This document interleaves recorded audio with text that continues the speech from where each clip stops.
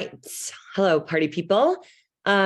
We are just going to give it another minute or two to let some more folks join, and then we will kick things off.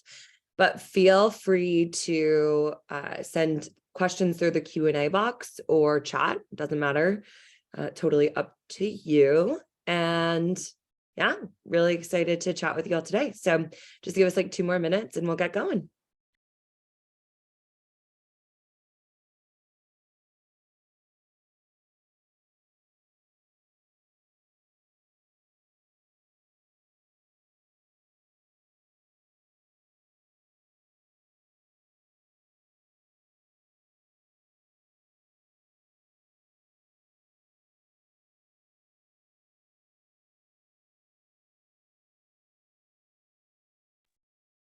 Looks like we've got a couple more friends joining. So just going to say again, welcome, and we will be getting started in probably another minute or so. So while we have folks on, would love to know if you are a brand, an agent, an athlete, if you want to just drop in the chat maybe where you are joining us from. Always find these more entertaining when folks are engaged in the chat. So feel free to drop that in and we'll just see where we're at while we get started.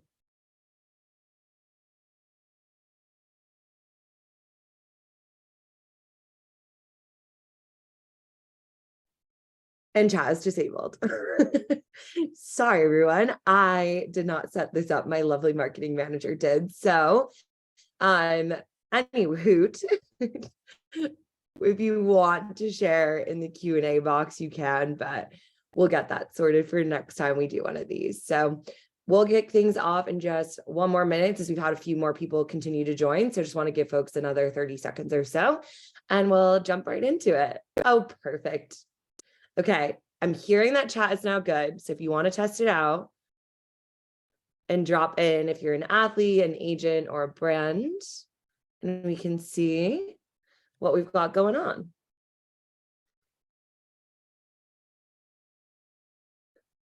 Maybe it's not still.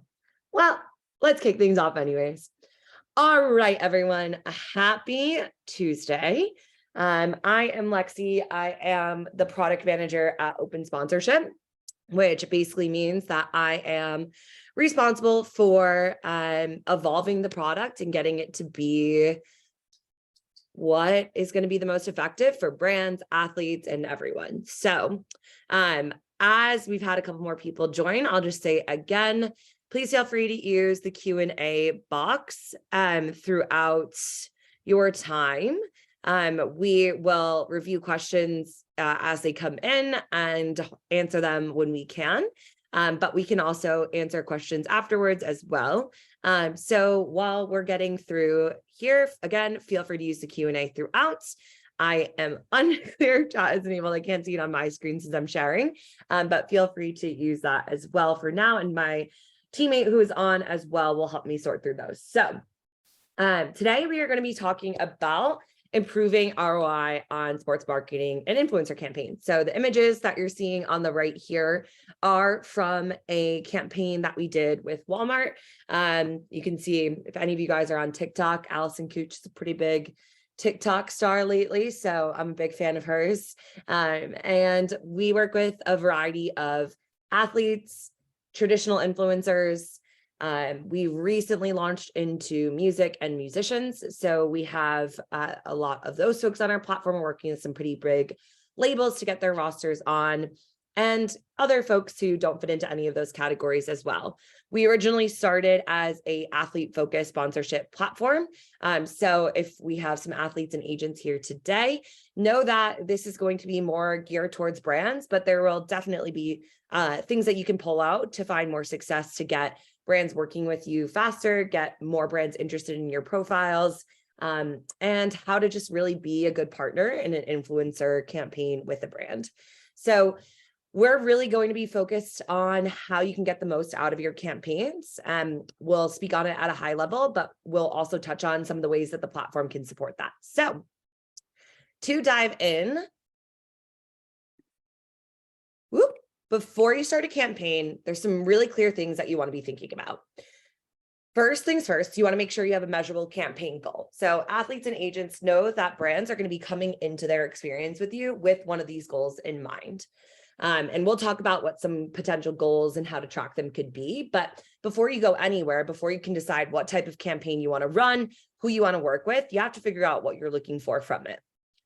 We really recommend that you not just have that goal for that one specific campaign, but that it's going to tie back to your business goals, right? So you can sit there and say that you want 10,000 impressions, like I've said here, for example, but what does that really mean for your brand, right? You could say that you want 5 sales, but how is that going to happen? And where is that going to tie back into from the campaign that you're running? So thinking about your campaign goal and tying it back to a bigger business goal, whether that's revenue, sales, engagement on your social channels, brand awareness, so many different things that you could be thinking about.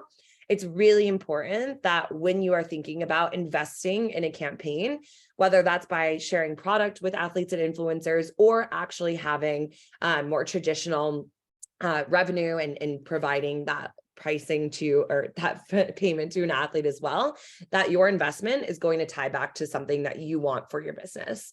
So again, athletes, agents know that brands are coming in with these goals in mind, and they're going to be thinking about that when they're trying to make a decision about who is best to work with. The last thing is to define your target audience. This may be something that you really have squared away. You know who is a good fit for your brand, the types of people that you want to target to get more sales done, whatever your goal may be.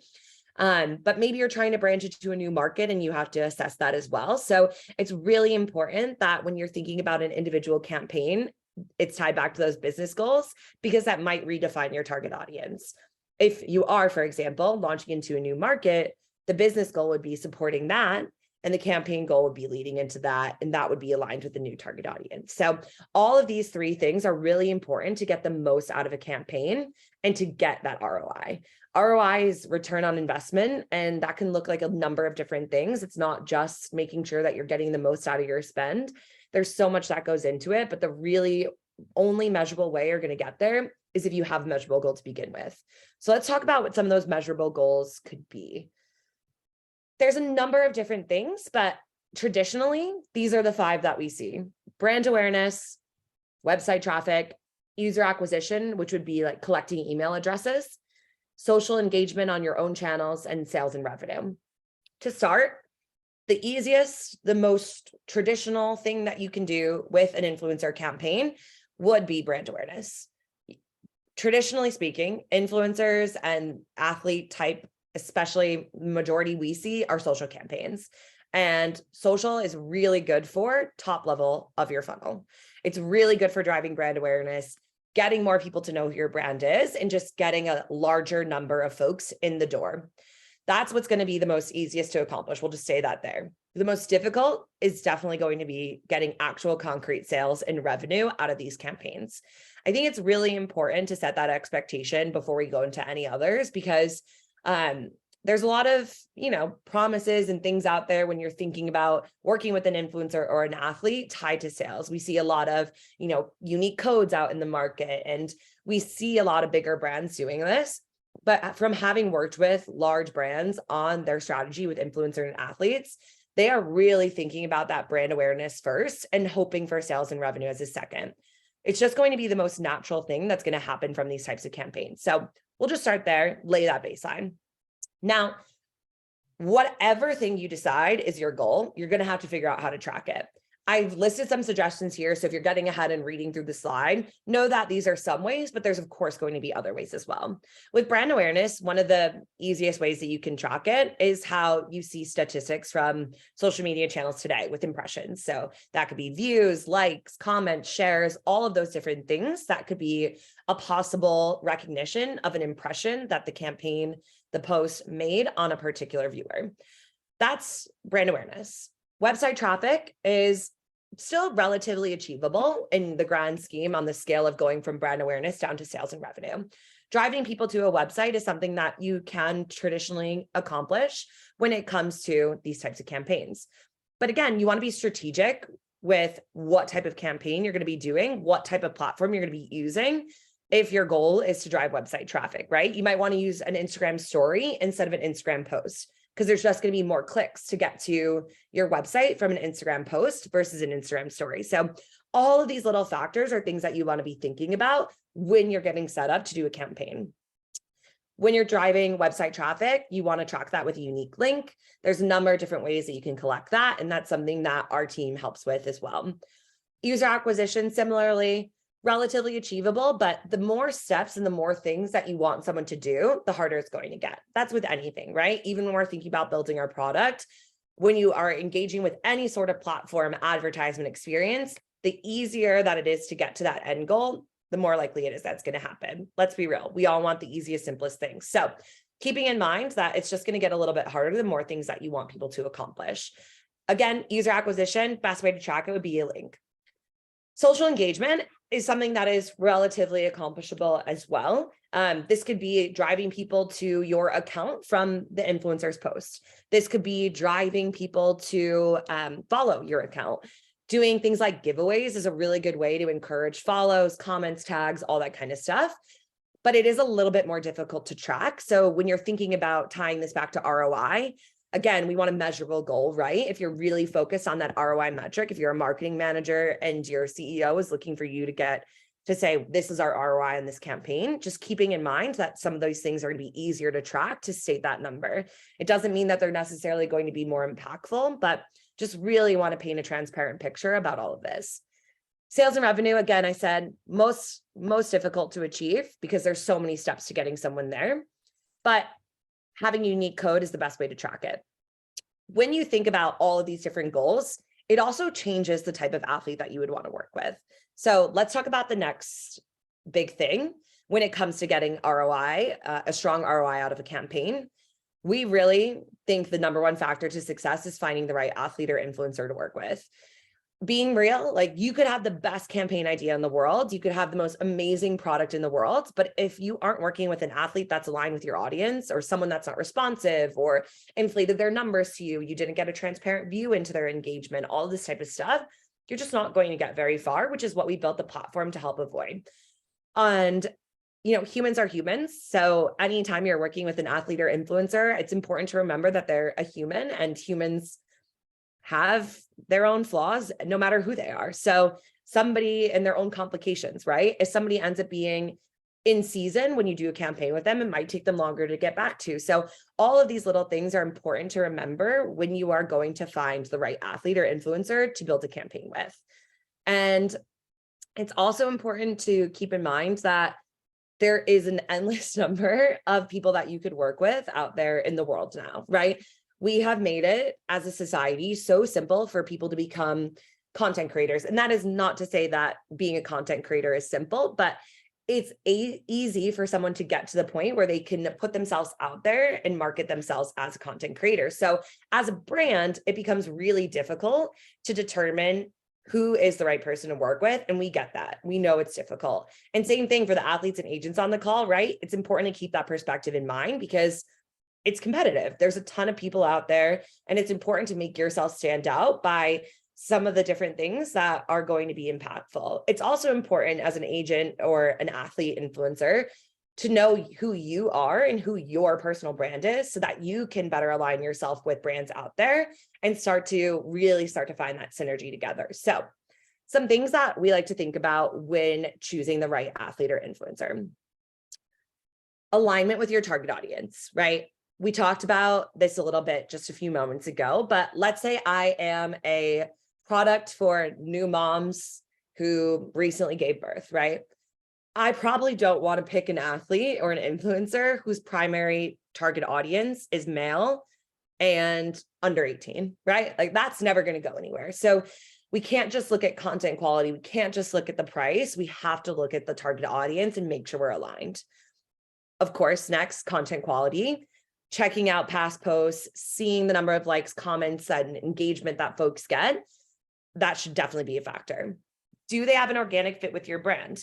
Is it someone that you could see purchasing your product? Do they just naturally seem to align with the values that your brand has?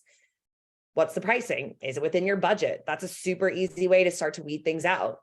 But also when you're thinking about pricing, you really want to think about value, right? Like, it could be a lower price, but if the expectation is that you're not going to get a huge return, it might make more sense to spend a little bit more. So you have to weigh all of this and kind of find your little formula for what's going to work for your brand. Engagement rates. Engagement rates traditionally is the number of impressions. Different platforms out there will look at it differently. They might look at likes, comments, shares, all of those types of things. And some might just look at likes. So it's also important to know when you're looking at engagement rates out there that you're understanding where that metric's coming from. On our platform, it's taking likes divided by the views, and that's where that comes from. Past performance, if they have done campaigns in the past, what were the reviews like? What's the outcome? Trying to collect that information from the athlete can be difficult. So that's where using a platform like OS can help, since reviews are on there already. And responsiveness. You want to make sure that they're engaged, that they're going to respond to you, that they are a good communicator, because there's going to be questions and things that come up. So really important to keep these types of things in mind. And again, like right away, that's a lot, that's overwhelming, and we get that. And that's where the platform can help. But even outside, just keeping all of this in mind and really trying to weigh the different factors that are most important to you in determining who's going to be the right person to work with. So just want to highlight some things that are on the platform for our current customers that are on, and for folks that are considering. And again, for the athletes and agents that are on here, what brands are looking at when they're evaluating who they might want to work with. So on open sponsorship, we have about 15,000 athletes, influencers, musicians, and the profiles contain a lot of information. This isn't everything that you can see to the right here. This is just some pieces of it. But in general, it includes access and links to their social profiles. It includes a social audience and performance analysis. So you can see below under the second or under the first picture, there is an analysis of this athlete's Instagram stats. We give a rating on performance. We talk about reach, follower credibility scores, likes, comments, activity. And we'll also show any increases or decreases in activity if that's something that's been noticeable lately. There's lifestyle and interest insights. So if you are a brand that is really focused on family values and relating to children and parenting, that type of stuff, like this would be a good athlete for you based on what you see in the lifestyle and interest category. You can also get basic information like location, the teams that they play for, where they're from, all that type of stuff as well. Pricing is also listed on athlete profiles, and just important to keep in mind that pricing is a starting place, and most athletes and agents are going to want to negotiate. For the athletes and agents that are on, we really, really recommend having your baseline price, like the minimum that you're going to expect at the very least on there, and not having anything lower than you would accept. It just gets really complicated for negotiations, and it makes things so much simpler to move forward and faster so that you can get more deals done. So those are some things that are with the platform. Diving a little bit deeper, two really important things to look at when you are determining an athlete that you want to work with. It's no secret that bots exist. It is no secret that people can buy followers. We all know that.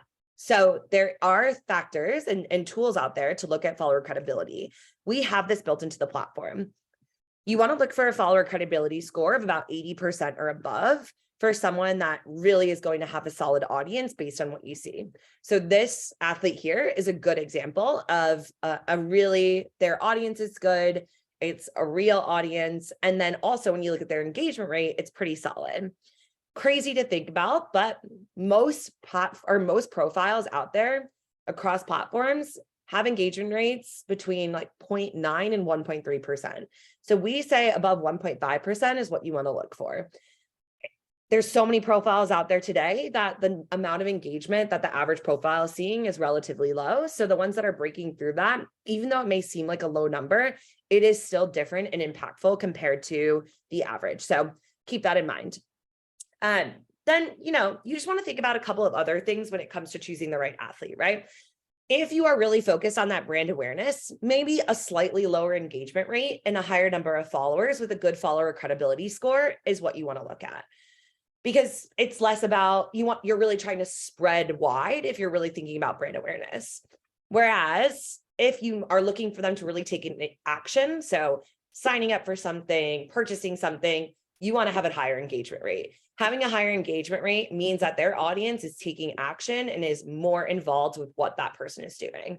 So keeping those things in mind, depending on the outcome that you're looking for. Now, the next thing after you find the right athlete, you have to set expectations. In order to have success, you have to set expectations. So we'll talk about a few ways that you can do that. No matter who you select, you're going to have to cover these things if you want to have a really strong return on the investment that you put in. You want to talk about timing. You want to talk about the actual content. You want to talk about content review process, set expectations for that. If you want to look at what they're going to post before, the athlete should know that. Post-campaign content use. Are you aligned on what that can look like? Are you aligned on what to expect for what's going to happen after the campaign? All of these things are going to make your lives easier and going to ensure that you get more out of it. So let's get into the details a little bit. Timing. Some things that you'll want to set expectations on timing with, and there certainly could be more, but if you are planning on sending out product, when can the athlete expect to receive the product? What is the product? What do you want them to do with the product? All that type of stuff goes into it. For timing, the due date for the initial review of the content. If you plan to review the content before it goes live, make sure that you're giving yourself enough time to review it and enough time for the athlete to get back to you. Do you have a due date for the posting? Does the post need to go live at a specific time? Are you aligned on that? Does the athlete or agent have a really big game at that time that you said? You need to make sure that all of those factors are considered when you are going into this to ensure the most success. And then results. You're going to capture results from these campaigns, but that's on the athlete side. Our platform can automatically collect them for certain types of posts. So Instagram posts, Twitter posts, and a number of different ones can automatically be collected. But things like Instagram stories are harder to collect automatically. So you would have to rely on the athlete to collect that and share with you. So again, all of these things are important to think about as you're going into this. Set those expectations on timing. Our platform helps to do that out the gate, but if you're doing it on your own, you want to think about all of this. Content expectations. What platform should it be on? Is it an image? Is it a video? How do you want them to be dressed? Where do you want them to be? What emotion should they be expressing? Should they be actively using the product or just holding it? Are there any restrictions? Can they not be in certain places? Can they not wear certain logos? All of these things go into what's called an influencer brief, and larger companies tend to put these together, right? But if you're a smaller company or if you're a newer influencer on, you may not have the understanding that these are expectations that are set. So it's important to get aligned on them with the athlete out the gate. Again, we do a lot of things in the platform to help with this, but it's really important that you're keeping all of this in mind in order to get the most out of it. Should there be a certain caption? Do they need to use hashtags? All of these things need to be considered. If it's a video, how long is it? You can see that I could go on and on and on about all of this. So again, set the expectations. If you're really looking for something specific, make sure you say that. No one is a mind reader. Humans are humans. We need to be clear out the gate to see the most success. One of the things that we've recently launched in our platform to help with some of the expectation setting is a mood board. And so this is a visual of like the finished mood board part of it. But basically what it is the brands are able to go through and click through a series of questions that we've seen come up a lot when setting expectations. The brands are then able to select which ones make sense for them and add that into a mood board that the athlete can view as they're creating the campaign. Again, just helps clarify some things that we see consistently out the gate. So that's one thing that you'll be able to use within open sponsorship. And if anyone has questions about that, if they're a current customer and wants to set up time with me to go over it, happy to do so. The content review process, again, touched on this a little bit, but is there going to be a review of the content?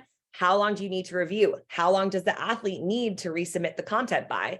When do they need to post the content? Is it flexible? Is there a certain day, time? All of these things need to be considered if you're going to have a review process.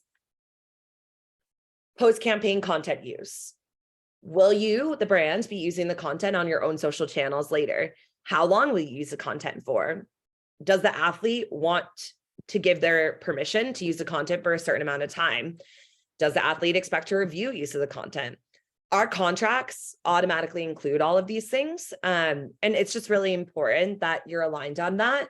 because using someone's name, image, and likeness is something that they can assert over how they want that to be handled. So really important to align yourselves on that before you get out the door.